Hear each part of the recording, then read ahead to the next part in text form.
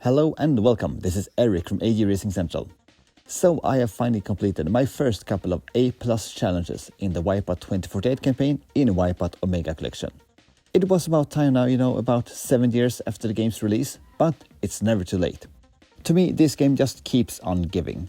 It was released in 2017, but I still find new things by myself or from other players in the community. In this video, we'll talk about how I completed the A+ challenges and how you can do it as well. Let's get started. From my perspective, two challenge types in the Wipeout 2048 campaign offer significant difficulty spikes. The first one is most of the zone events, and the other is the A+ challenges. In case you're not familiar with the later Wipeout games and don't know what the zone event is, it's an event type where the color palette of the track becomes weird, and your ship just keeps on going faster and faster and faster until you inevitably hit enough walls and blow yourself up. The goal is to survive for as long as possible. And then we have the A+ challenges that you unlock during the course of the campaign. The speed classes in 2048 goes from D to A, but in the A+ challenges you have the A+ speed class. That is actually faster than the Phantom speed class from Wipeout HD and Fury.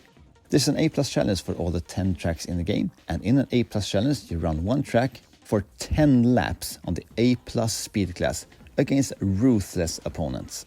And to fully complete the Wipeout 2048 campaign, you need to get an elite pass on all the 10 A+ challenges. I still remember from when I tried an A+ challenge for the first time, and my first thought was, what in heaven's name is this? The questions were many. Why is it 10 laps? Why are my opponents flying faster than my missiles? And why am I in 8th place from beginning to end, even though I gotten an elite pass on all other events in the Wipeout 2048 campaign? I actually abandoned A+ challenges quite quickly. I just figured that this is really not for me completing these events. I'm just not gonna do it. I'm satisfied with getting an elite pass on all the other events. But then, fast forward a couple of years, I started the AG Racing Central YouTube channel, and even though I had played Wipeout Omega Collection quite a bit, I started playing it even more after starting the channel. And I started to try the A+ challenges again. I got a couple of 3rd places, but that was about it. But then I took a break over this summer for various reasons, and then I picked up the game again, and then, bam! An elite pass on the first try. I guess this goes to show that, ironically, taking a break from a game can actually improve your skill level in that game. So let's talk a bit why the A+ challenges are so hard. Well, first of all, it's the fastest speed class in Wipeout Omega Collection. Like I said before, faster than even the fastest speed class in Wipeout HD and Fury. Weapons is actually a very important part of a single race in Wipeout. And on the A+ speed class, hitting opponents with weapons is much harder.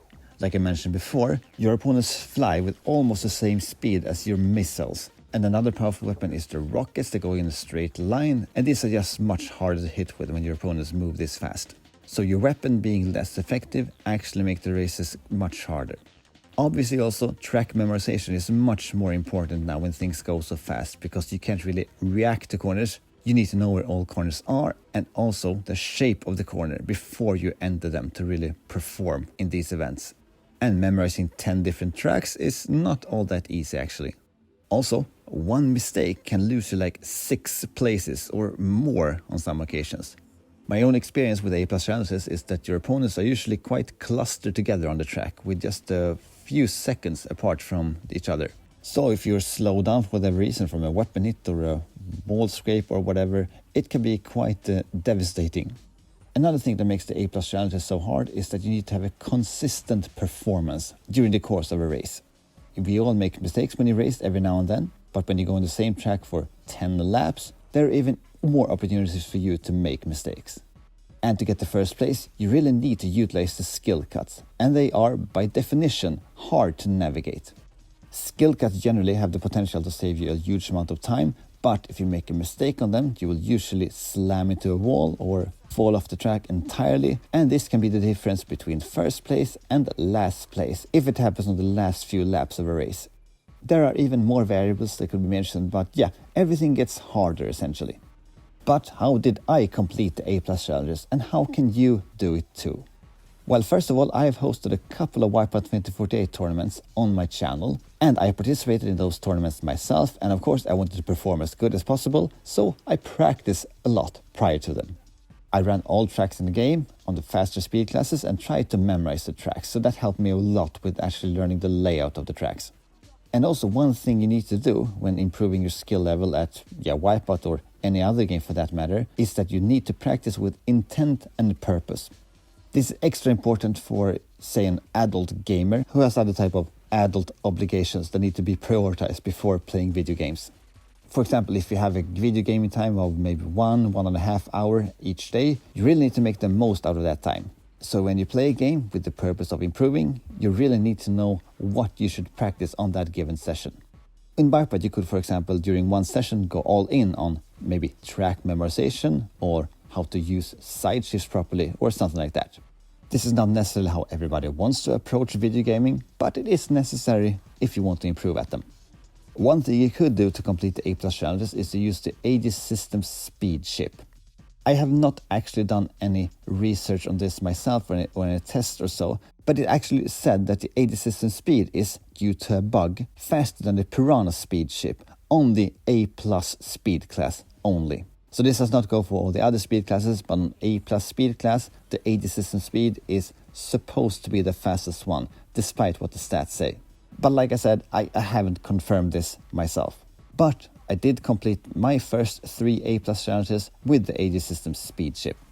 I'd say that this chip might not be for everybody. It's very janky. If you look at my gameplay, you can actually see that I oversteer when exiting corners, and I steer myself towards the inner wall and actually go back and forth over the track to try to correct my racing line. This is actually something that can happen with ships that have a high handling stat. The ship almost turns too much when you touch the analog stick. So what I'm trying to say is you should pick the ship that you feel the most comfortable with. The ship that you think you can go the fastest with is probably the ship that you will perform the best with on an A+ challenge. But my best guess is that a speed ship would be the most appropriate pick. And finally, you need some dedication to complete these challenges. Not only dedication with the practice you need to complete to actually get an elite pass on the A+ challenges, but also time it actually takes to do the A+ challenges, because they are 10 laps after all. And I get it, this is perhaps not how people want to spend their limited gaming time. For example, you may not want to spend all your video gaming time over 2 or 3 days to run the same track over and over and over again, and I completely get that. That's usually how I feel myself, but sometimes I just get in the mood to, grind a challenge out. And after all, running the same track over and over again and competing with yourself is sort of what racing games is all about.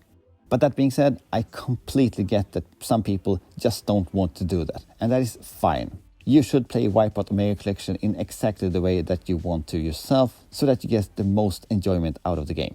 But if you are willing to put in time, it's a great sensation of accomplishment when you finally get that elite pass. And I still have a couple of them to go, like I mentioned before. If you want to hear me talk about why I think Wipeout 2048 was the perfect prequel, then click on this video. Feel free to leave a comment about how you feel about the A+ challenges in Wipeout 2048. Thank you for watching. I am Eric from Major Racing Central, and I'll see you in the next video.